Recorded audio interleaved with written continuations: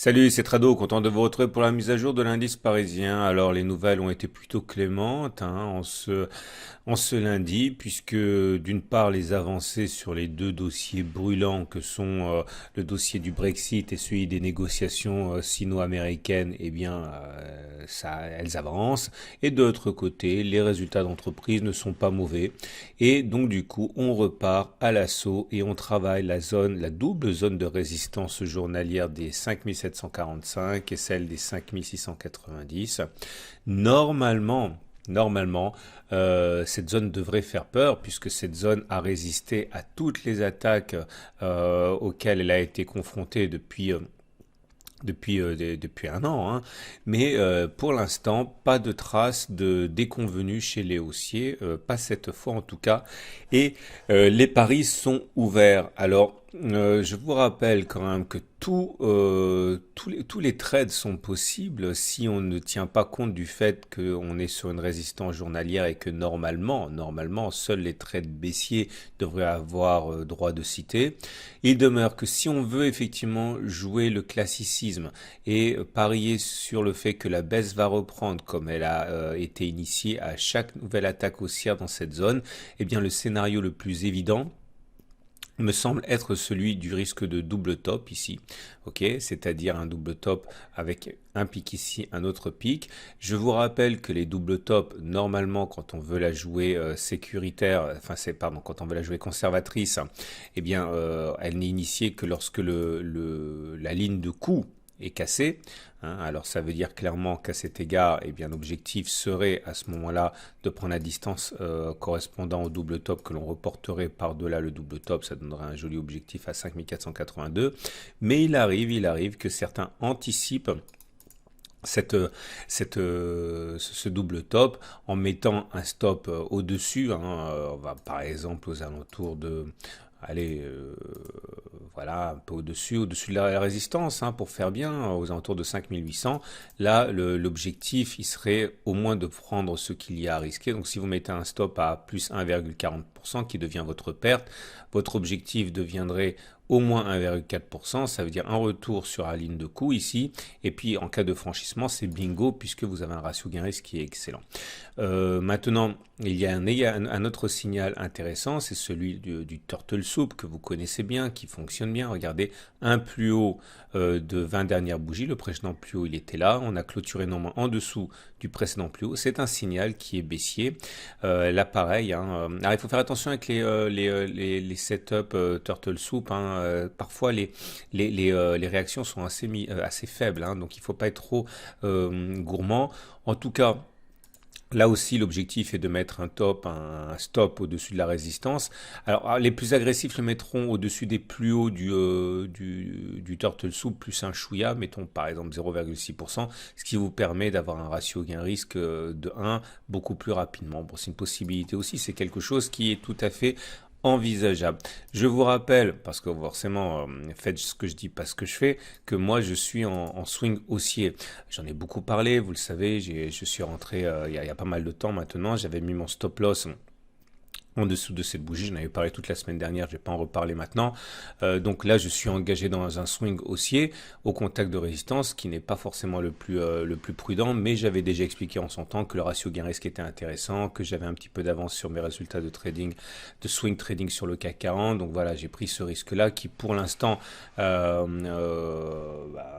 fonctionne, mais c'est pas forcément ce qu'il y a de mieux à faire pour les débutants. Vous remarquerez donc si vous voulez par contre jouer le scénario haussier, que ce n'est pas non plus les éléments, les possibilités qui manquent. Vous avez la possibilité de jouer les extensions de Fibonacci. Alors je vous rappelle comment ça fonctionne. Vous prenez les plus bas de la jambe de hausse, les plus hauts de la jambe de hausse, c'est là. Ok, alors je vous donne une façon de faire, il y a plein de façons de faire avec les Fibonacci, tout ça c'est expliqué dans le pack Outrado, mais l'idée ce serait que le chemin parcouru avant la cassure des sommets soit reporté par-dessus. Donc clairement, ça voudrait dire, voilà le chemin parcouru lors de la correction. Donc vous prenez cette distance et c'est l'objectif qui serait atteint par la suite. Donc ça voudrait dire, voilà, à la louche, aller chercher les 5862. Bon, c'est une façon de faire, c'est pas la seule façon de faire. Moi, je vous rappelle que ce qui a motivé mon swing haussier, c'est le croisement haussier fort et l'ouverture du gap qui était là, hein. Donc, passons maintenant aux éléments purement techniques. Moyenne mobile à 20 jours. Comme vous le savez, elle est ascendante, donc la tendance elle est haussière. Et la moyenne mobile à 7 jours est également haussière. On a eu un croisement aussi fort, ce qui encore une fois, je l'ai expliqué à justifier mon swing haussier. D'ailleurs, les effets commencent vraiment à se faire sentir, hein, et en ce sens, j'avais déjà rappelé en son temps qu'on avait eu une précédente occurrence qui était ici, de croisement haussier fort, voilà. M7 qui croise la M20 dans le sens de la hausse, tous les deux montent. On n'est même pas allé venu chercher le throwback sur la M20, ce qui est souvent le cas avec les croisements forts. Et on est reparti de l'avant et c'est ça en fait que j'ai joué.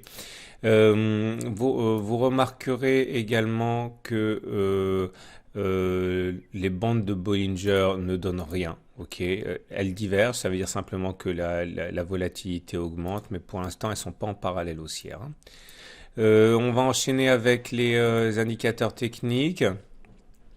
Le stochastique a délivré son signal haussier, c'était le 25 octobre. Il a été rejoint en cela par le CCI aujourd'hui qui repasse dans sa zone de surachat. Ça veut dire normalement que les baissiers doivent faire attention avant d'acheter, hein. C'est très haussier tout ça. Le MACD0 a également croisé son signal. Donc vous voyez les trois indicateurs techniques rapides sont maintenant haussiers et la contagion s'est faite au MACD qui nous gratifie d'un non-croisement haussier fort. C'est aussi, ça, vous voyez, quand le MACD fait semblant de croiser son signal et qui repart vers le haut, ça aussi c'est haussier, hein. Le RSI est toujours positif. Et le MA momentum est toujours au-dessus des zéros. Bref, les indicateurs techniques rapides sont redevenus haussiers alors que les indicateurs lents étaient déjà haussiers. Je ne vous cacherai pas que voilà, si vous engagez un swing baissier maintenant, alors qu'il n'y a même pas de signal de faiblesse, hein, vous prenez un risque quand même que vous devez assimiler, hein. On termine avec l'Ishimoku. Ah non, la bougie, j'oublie toujours les bougies. J'avais expliqué sur la séance du vendredi 27 octobre que c'était haussier parce qu'on terminait dans le tiers haussier avec une mèche basse assez longue.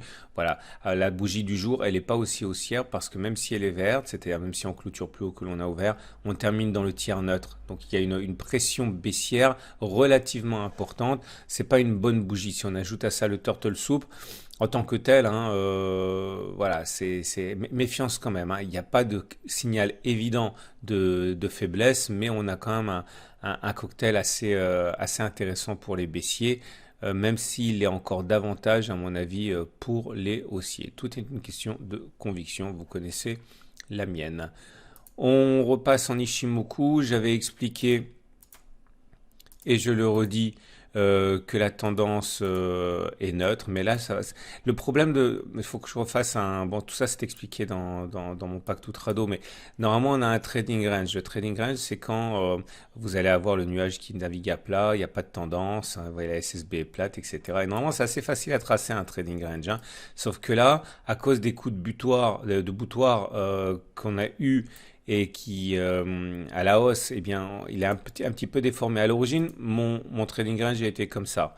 Puis comme vous pouvez le voir, ça a débordé de partout. Donc j'ai ajusté, je me suis dit, voilà, il est là. Mais le manège a continué avec des attaques progressives qui ont déformé le trading range. Alors maintenant, je me dis, c'est rare que ce soit comme ça, mais ce sont des choses qui arrivent, hein, qu'il est à peu près là. Alors si on tient compte de ce trading range, on a basculé en tendance haussière, on est sorti du trading range. Ok, c'est un peu ma conviction parce que si on trace le trading range comme ça ressemble plus à rien. Ok, ça respecte pas véritablement les différents sommets. Donc voilà, on est dans la zone un peu grise.